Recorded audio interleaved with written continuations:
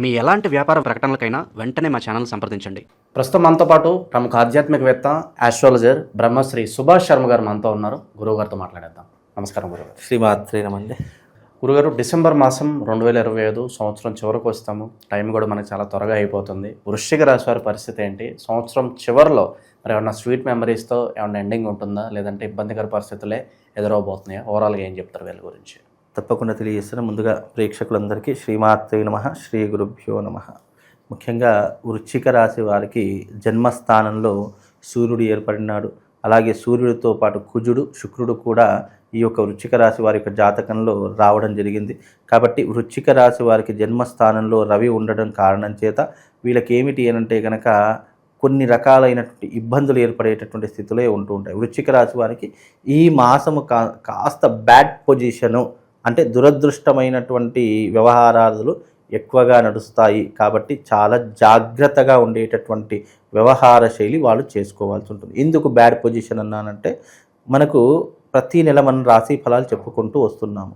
మనం రాశి ఫలాలు దేని ఆధారంగా, దేని ఉదాహరణగా చెప్పుకుంటామంటే సూర్యుడి యొక్క గమనం ప్రకారం చెప్పుకుంటాం. ఎందుకంటే సూర్యుడు ఒక రాశిలో ఒక నెల రోజుల పాటు ఉంటాడు. ఆ నెల రోజుల పాటు వాళ్ళ యొక్క జీవితం ఏ విధంగా ఉంటుంది అని నిర్ణయించేటటువంటి కారకుడు సూర్యుడు అవుతాడు. కాబట్టి సూర్యుడు ఇప్పుడు ఏ రాశిలో సంచరిస్తున్నాడంటే వృశ్చిక రాశిలోనే సంచరిస్తూ ఉన్నాడు. అంటే జన్మస్థానంలోనే సంచరిస్తున్నాడు. జన్మస్థానము 1వ స్థానం అనేటటువంటిది బ్యాడ్ పొజిషన్కి కారణము. కాబట్టి ఆ బ్యాడ్ పొజిషన్తో పాటు రవితో ఏ గ్రహాలు కలిసి, సూర్యుడితో ఏ గ్రహాలు కలిసి ఉన్నాయంటే కుజుడు, శుక్రుడు 2 గ్రహాలు కలిసి ఉన్నాయి. కుజుడు దేనికి కారకుడు అని అంటే కనుక రోగకారకుడు ప్లస్ రుణకారకుడు. అంటే ఎవరైతే వృశ్చిక రాశి వారి యొక్క జాతకులు ఉన్నారో వాళ్లకు రోగాలు అధికమవుతాయి. విషజ్వరాలు రావడము, యాక్సిడెంట్లు జరగడము, లేదా లేనిపోని ఇబ్బందులు రావడము, స్కిన్ ఎలర్జీ రావడం కావచ్చు, కంటికి సంబంధించినటువంటిది, ఉదరానికి సంబంధించి కిడ్నీ సమస్యలు, హార్ట్కి సంబంధించిన సమస్యలు ఎక్కువగా వచ్చేటటువంటి అవకాశాలు ఈ యొక్క వృశ్చిక రాశి వారి యొక్క జాతకంలో ఏర్పడతాయి.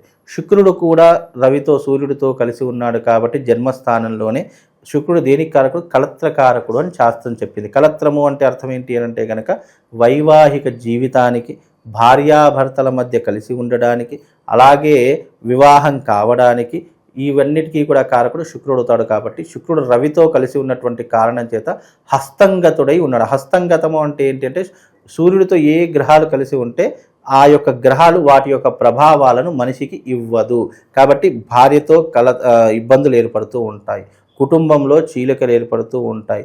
భార్యను చూస్తే భర్తకు మంట, భర్తను చూస్తే భార్యకు మంట. ఈ రకమైనటువంటి ఇబ్బందులు ఎక్కువగా ఉంటుంటాయి. అంటే ఒకరినొకరు ద్వేషించుకునేటటువంటి స్వభావాలు ఏర్పడుతుంటాయి. బికాజ్ ఎందుకు అని చాలామంది క్వశ్చన్ తమ మనసులో వేసుకుంటూ ఉంటారు. ఎందుకు, ఏమిటి, ఎలా అనేటటువంటి క్వశ్చన్స్ ఎలా ఉంటాయంటే వాతావరణం అంటే నేచర్ విల్ బి డిసైడ్.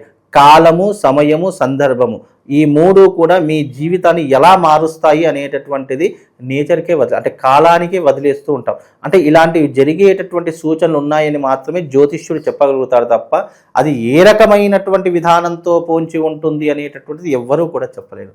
కాబట్టి కళత్రభావంలో ఉన్నటువంటి ఈ యొక్క శుక్రుడు జన్మస్థానంలోనే ఉన్నాడు. కాబట్టి తద్వారా కూడా వైవాహిక పరంగా ఇబ్బందులు వచ్చేటటువంటి అవకాశాలు ఈ యొక్క వృశ్చిక రాశి వారి యొక్క జాతకంలో ఏర్పడుతూ ఉంటాయి. ఇక వృశ్చిక రాశి వారికి 5వ స్థానంలో శని, అంటే 5వ స్థానంలో శని ఉన్నాడు. కాబట్టి వృశ్చిక రాశి వారికి ముఖ్యంగా కొడుకుల వల్ల కావచ్చు, కడుపున పుట్టిన బిడ్డల వల్ల కావచ్చు, బంధువుల వల్ల కావచ్చు, తీరనటువంటి గండము, నష్టము ఏర్పడేటటువంటి ప్రభావాలు ఈ మాసంలో వీళ్లకు తప్పకుండా ఏర్పడతాయి. చాలా మట్టుకు ఈ రాశి చూస్తున్న ప్రతి ఒక్కరు కూడా ఈ నెల రోజుల పాటు మీరు గమనించండి. నేను చెప్పినది ప్రతిదీ కూడా తప్పకుండా మీ యొక్క జాతకంలో జరిగే తీరుతుంది.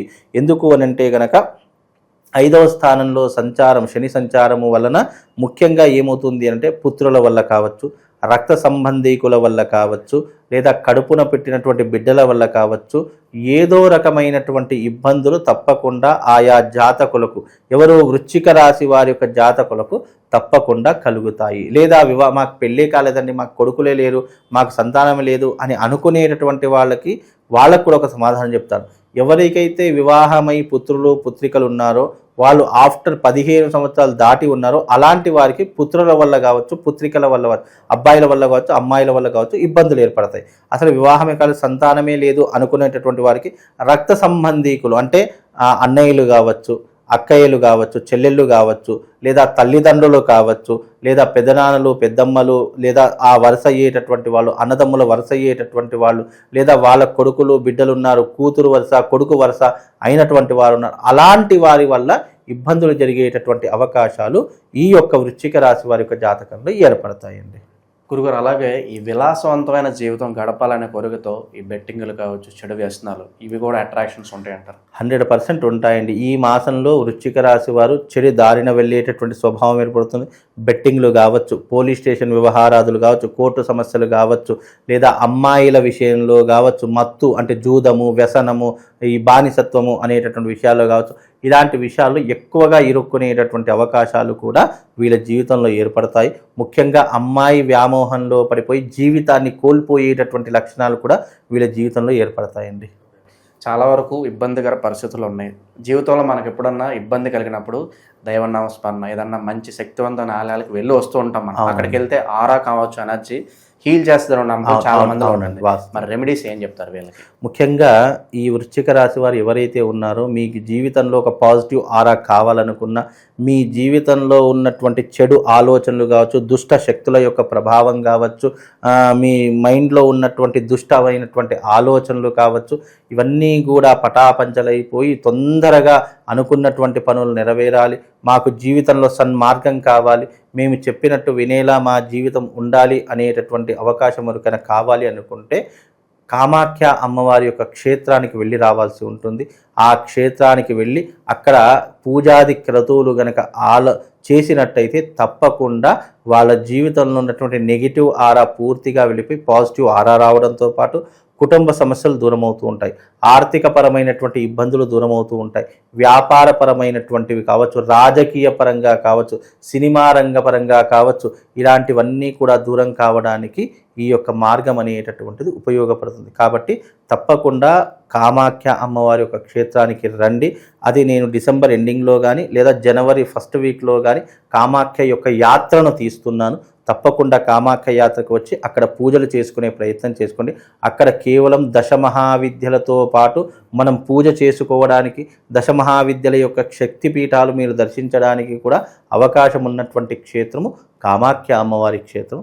కాబట్టి తప్పకుండా రండి, దర్శించుకునే ప్రయత్నం చేయండి. సో వారి సమస్య బట్టి ఒక్కో సమస్యకు ఒక్కో పూజా విధానం ఉంటుందంటారు గురుగారు అక్కడ? అక్కడ వాస్తవానికి ఏమిటి అని అంటే గనక మనకు దశమహావిద్యలలో ఉన్నటువంటి ఉత్కృష్టమైనటువంటి దేవతలు, వీళ్ళందరూ కూడా దశమహావిద్యలలో ఉత్కృష్టమైనటువంటి దేవతలు.